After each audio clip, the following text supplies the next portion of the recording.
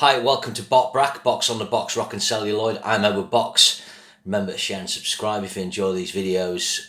Today I'm doing a top 10 of one of the greatest filmmakers of all time, one of my favourite filmmakers, and that is of course Stanley Kubrick. So quite easy to do a Kubrick top 10. He only made 13 feature films. They're all of interest, they're all of significance in a lot of ways, because he's such an important 20th century artist, I think is fair to say. You know, we talk about filmmakers and, you know, Kubrick was alive and making films in the 20th century, and he's a big part of the development, I think, of the filmmaking process. Although he didn't direct blockbuster films, although they're popular, he's influenced so many filmmakers. He's influenced special effects, camera techniques, how things are shot, lighting decisions. He's undoubtedly one of the most influential filmmakers of all time. I think if you're looking at filmmakers in American cinema, British cinema, I mean, you know, you'd have to pick Hitchcock. Obviously, certainly David Lean for kind of epics. You know, when someone makes an epic, they've got to go to Lean, haven't they? Just for that. But Hitchcock on many levels for so many things. I think you've got to look at John Ford. In American cinema, Kubrick, Wells, of course, although he had a difficult time after Citizen Kane, hugely influential. Then Kurosawa, you know, there's a few guys basically, and Kubrick is one of those. Obviously, female filmmakers, there's getting more and more now, and imagine hopefully their influence will be felt in the coming years. So yeah, let's go through this. So the ones that didn't make the cut, it's quite easy really. I mean, Fear and Desire, his debut film. What's interesting about this, he basically funded it himself. He started off doing photography for Life magazine. He did a couple of documentaries, Dare the Flight, Flying Padre, just documentary shorts that would be on a supporting feature of the pictures. Then I think he borrowed some money. What Fear and Desire shows is his ability to photograph, edit, sound. It basically shows that he understands the tools of filmmaking. It's quite arty. It's kind of a little pretentious. It is a kind of, you know, a first film. But I think what's remarkable, you know, back at this time, and this is where Kubrick's way ahead of the game, is most filmmakers, you know, will they'll start off in TV, and then they'll get back for some backing for a film or something like that, or later on they'll have gone to film school and so on, or started in another job. But he's basically done this himself. He's basically gone, I'm going to make a film. And there's numerous examples down the years since then where people have done that. So yeah, incredible skill early on. Kubrick, his photographs show ability for lighting and composition. On this, it's got really, the photography is good, and all the technical aspects of the filmmaking is good. He does a documentary short after that, Seafarers and his Killer's Kiss, and this would be the other one that didn't make the cut. Again, for the same reason, it's a second film. I forget who backed this. There is, if you look at the stills from this film, there's an amazing composition where it's in a kind of tunnel underpass, and you can see the steel steps they have coming down the back of New York buildings, and he's kind of framed it against the kind of shadow of the underpass, the tunnel, and the angular shape, I guess, of the steps. I can't describe it. Have a look for it. You'll probably find it. A character's walking, but again, it just shows his amazing eye. So this is like a little neo-noir. It's a classic sort of boxing plot, which is popular for film noir, like The Setup, Robert Wise, and so on. And again, it just shows his. There's a weird bit with some dummies in a warehouse, I think, at the end, quite kind of surreal. So again, just showing some early things, early ideas, skills that will show themselves later. And my other choice that didn't make the cut is Eyes Wide Shut. It pains me to say this. I was so excited for this, and then the news. I remember sitting at my friend's in the kitchen, and his brother came in and said Stanley Kubrick's died. I was like, and he hadn't finished the film. And then when it came out, I was like, oh yeah, Stanley, he managed to finish the first, finish the cut and everything. And I just think that's bullshit. I think Kubrick always tested his films. So my feeling of Eyes Wide Shut, it would have gone out in limited playing art house cinemas. Kubrick would have got some feedback. He would have sent people out, minions, because he didn't travel. The score sounds unfinished to me. It sounds like there's a temporary score on those piano bits sometimes. It's 140 minutes, 2 hours 40 minutes long nearly. It's quite flabby. But there is some cool bits. The mass ball's really cool. I'm not sure the recreation in New York totally works. I'm not sure Kidman and Cruise totally work really. Although it's kind of ahead of its time with rich, sleazy guys having sex parties in New York, in upstate New York, when you think of the Jeffrey Epstein thing and what's happened to Me Too and that. It's just the source material was from a guy who was a cohort of Freud's. It was called Dream something or other. The title. Apologies, I could check that. Let's just have a quick look on that. Dream Story, Arthur Schitzler. Probably not pronounced that right, but so it's got its origins back in the early part of psychoanalysis and things like that. I'm not sure that the source material wasn't dated really. So those are three didn't make the cut. So my number 10 choice kind of comes in by default. I don't love this film, but I think James Mason's great. Sue Lyon's really good. Peter Sellers is good. It's his adaptation of Lolita. I think this kind of suffers a little bit from being filmed in England. There's bits where you can spot, that's England. Obviously, like Kubrick kind of decamped here back in the early 60s, became British based, and then got paranoid about flying and stopped travelling out. But it's a bold film to do. The adaptation obviously is a controversial novel because it's about underage relationship, paedophilia, technically without there being any sex and stuff. He becomes sexually obsessed with her.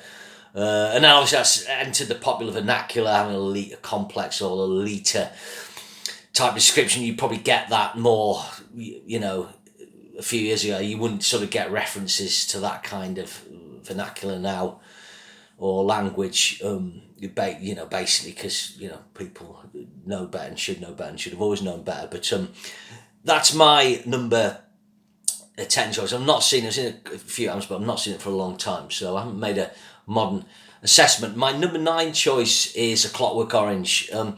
So this was always kind of mythological when I was younger because it was banned. There was this and Straw Dogs. You couldn't see them for hiding the hair. Like Clockwork Orange was really difficult to get, and I think I borrowed like a VHS copy off someone.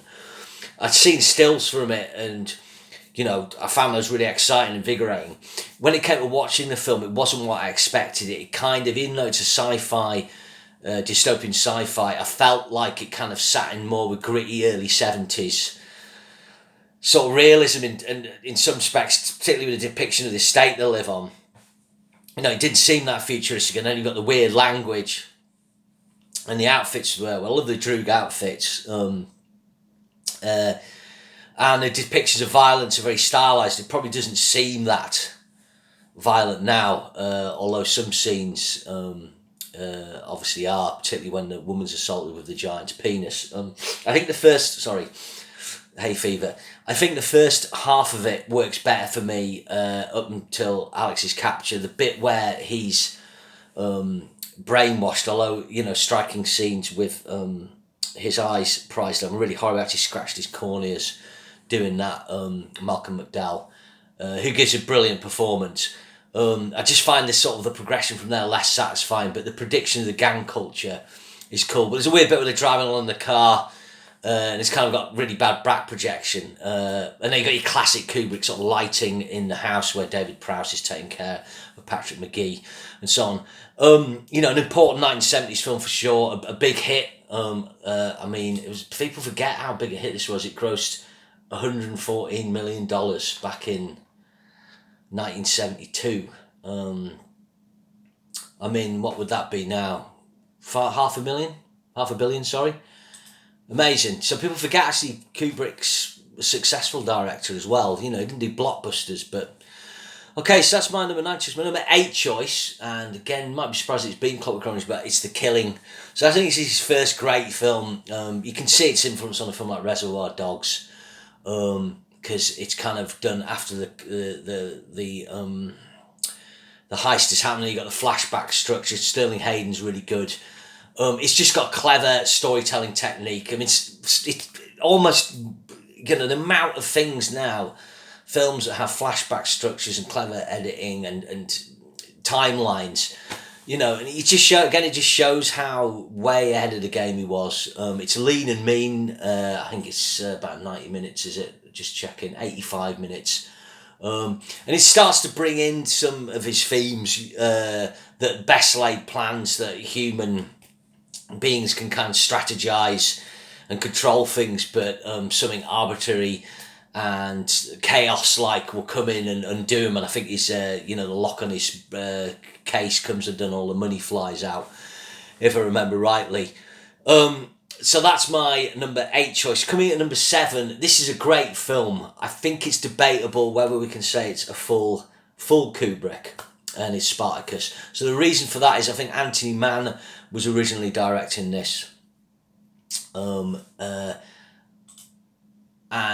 Kubrick replaced him. Let me just check that. David Lean turned it down, and Anthony Mann was doing it, and it wasn't working out. This is early on in the process. I don't know how much they shot. Then, obviously, Kirk Douglas had worked with Kubrick on Paths of Glory. He phoned Kubrick. So Kubrick, you got to remember, Kubrick's 32, 31 at this point. I mean, it's fairly standard now for filmmakers of that age to do big films, big productions. To have first films out in the 20s. Back when Kubrick was doing it, it was unheard of. I mean, someone like Hitchcock was making films in his 20s.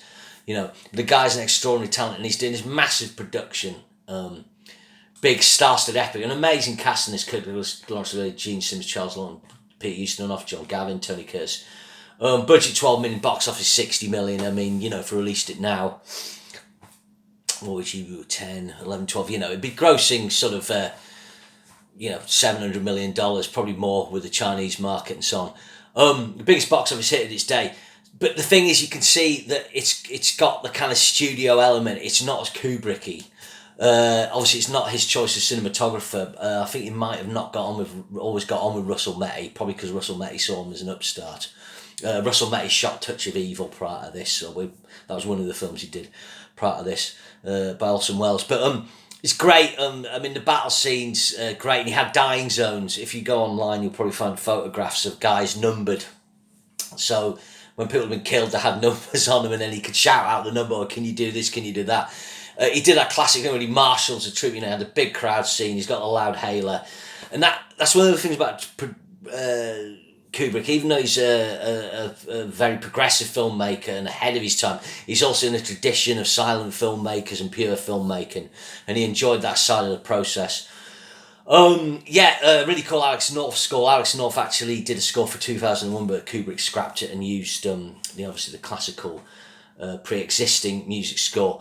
It's loads of great moments in this. I'm Spartacus and so on. It's just it's got a sentimentality in it, an emotion that you wouldn't have in a Kubrick film. But there's numerous great scenes. The training sequences are great. Obviously, things like Gladiator owe a lot to it. There's the extra scenes that were replaced. The great scene where Anthony Hopkins actually voiced Olivier's part. I like Snails and Oysters when he's talking to Tony Curtis. Really good. For me, the best Roman epic of all time. Something like Ben-Hur's and Fall of the Roman Empire, really good, but they're very long, quite stodgy. Even though this is an epic, it's 3 hours and 70 minutes long. I just think it moves better, and it's got great, the pacing's better. Okay, so my number 6 is Dr. Strangelove for his great nuclear war satire. Great acting in this, George C. Scott, Peter Sellers, never better. Really amazing production designed by Ken Adam. Again, quite lean, laugh out loud funny at times, but scary as well. I think at there's one scene where is he called Mandrake, where Peter Sellers is playing the English officer, and he's actually quite fraught, and for a point in the film, Peter Sellers does a great at being kind of serious and bringing the gravitas of the situation upon him. But still one of the all-time comedy satires. Again, one of the great films. We're now into, from Spartacus, we're kind of into all-time classic films. Well, yeah, probably start with Clockwork Orange. I mean, we're just, this is what we're going to get now. So next one's quite difficult between fourth and fifth, but I'm going for Barry Lyndon. If you've not seen Barry Lyndon, this is one of the great historical costume films. It has staggering cinematography. It's the first film to be shot in natural candlelight. Kubrick had special lenses made by Carl Zeiss in Switzerland to do that. I think when I actually went to the Kubrick exhibition at the Design Museum a few years ago, I think this film may be even more researched than something like 2001. The amount of period houses he went to all over Ireland and England, Scotland, to get the right look. The attention to detail with the costumes, the makeup. There's a big influence on Scorsese, this film Age of Innocence. I think if it lacks something, I actually like Ryan O'Neal in this, and people forget what a big star Ryan O'Neal was. Kubrick was pretty savvy casting him, because it's a bit hard sell. Ryan O'Neal was coming off the back of What's Up Doc, Love Story and Paper Moon, which were big hits. It still grossed $20 million on a $12 million budget, according to Wikipedia there. But I feel it would be better with a slightly stronger lead. Ryan O'Neal's always left me a bit flat, but I also think this is the point when performances in Kubrick films tend to tail off. So McDowell's superb in Clockwork Orange. The acting in Doctor Strangelove's great. Obviously 2001's pretty flat. Lolita's good, and so on. He's becoming less interested in the actors and more interested in the technical aspects. The duel sequence in this near the end when Ryan O'Neal gets shot, that took 42 days to edit. Stunning. In actual fact, the young guy in that is Leon Vitali, who later became his assistant, basically runs the Kubrick estate. Okay, so my number 4 choice is probably his first masterpiece, and that's Paths of Glory from 1957. So basically, Kirk Douglas hires him, or maybe they've got the script and they managed to attract Kirk Douglas. It's one of the most stunning anti-war films. It's great as well because it's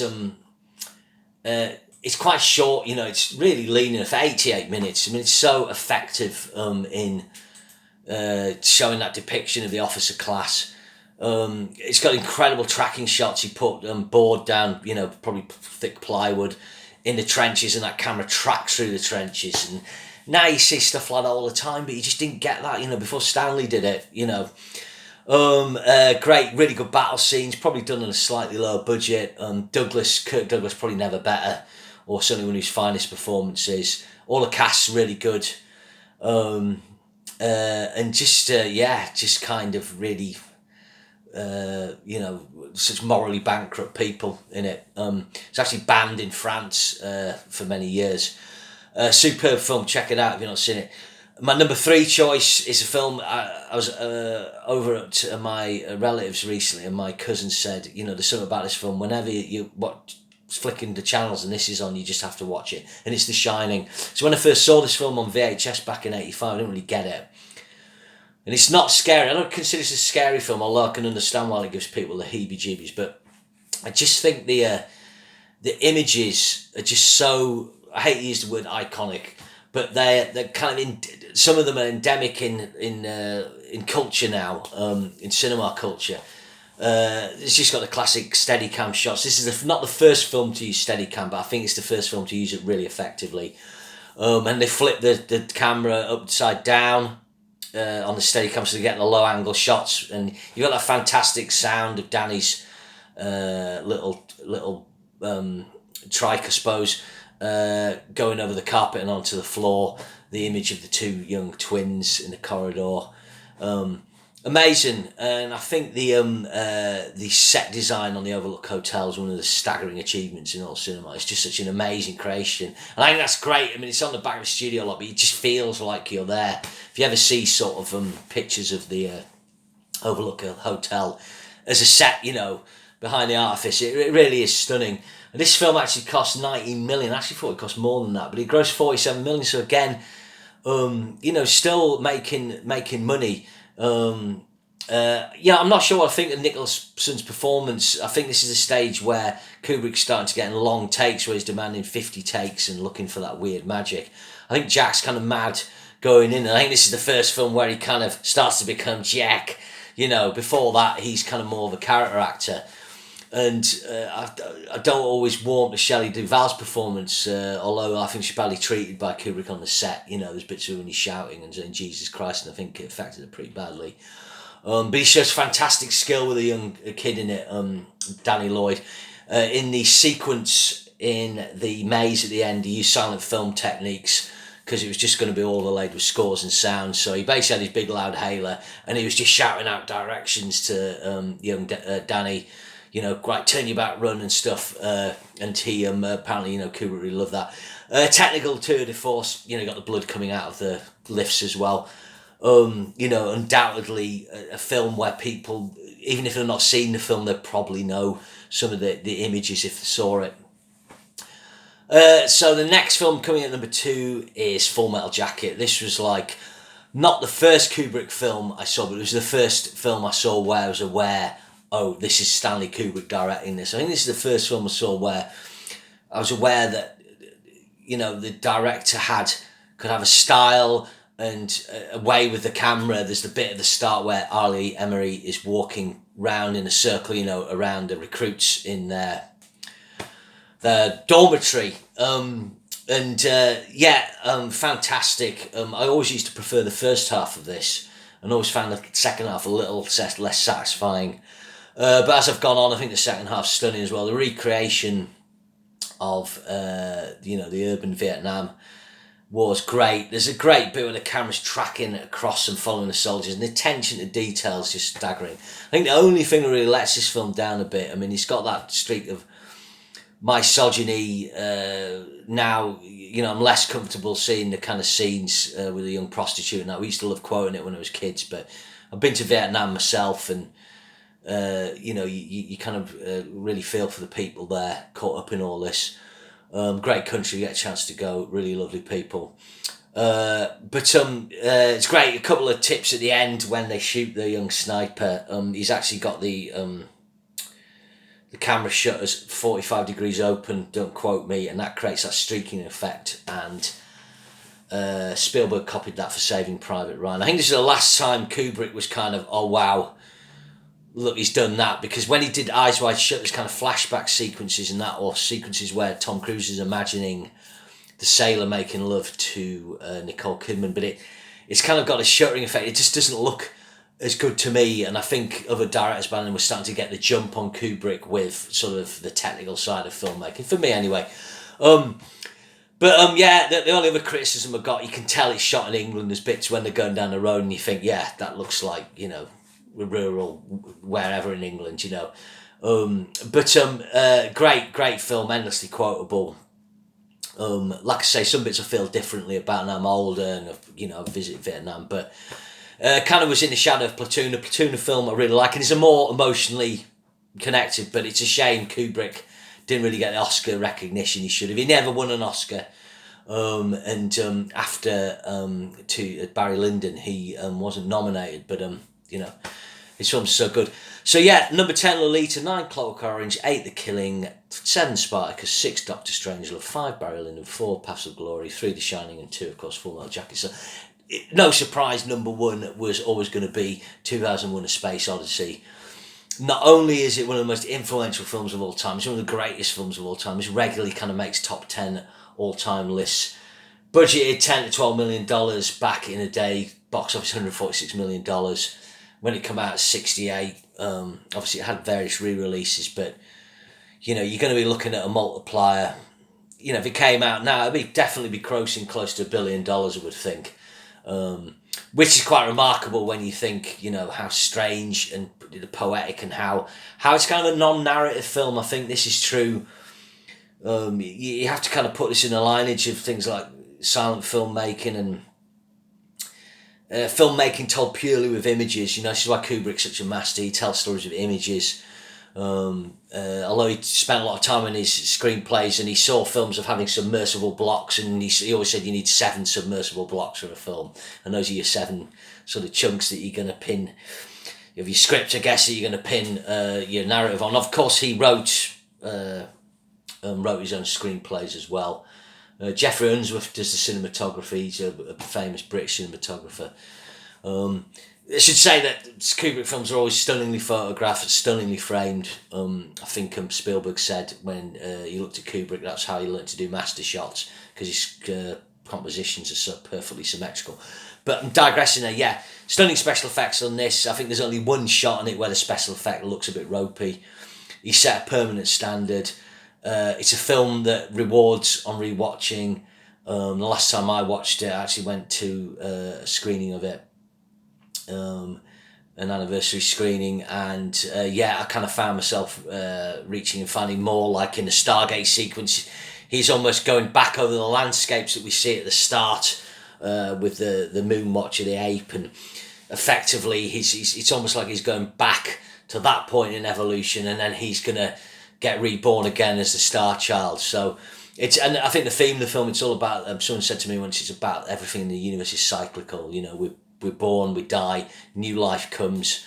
And that it's that thing where Kubrick doesn't try, and obviously Clark don't try to explain stuff. It's bold filmmaking. It's very experimental in the way the story's told, the special effects. I mean, he actually I tell a lie, it's his only Oscar he ever won, because he actually won the special effects Oscar. And you probably think, well, why did Stanley Kubrick win the Oscar? He doesn't do special effects, but he put together the team of special effects artists, and he oversaw them in the sense that he would go, right, I don't like that model, can you change this, can you change that? So he took the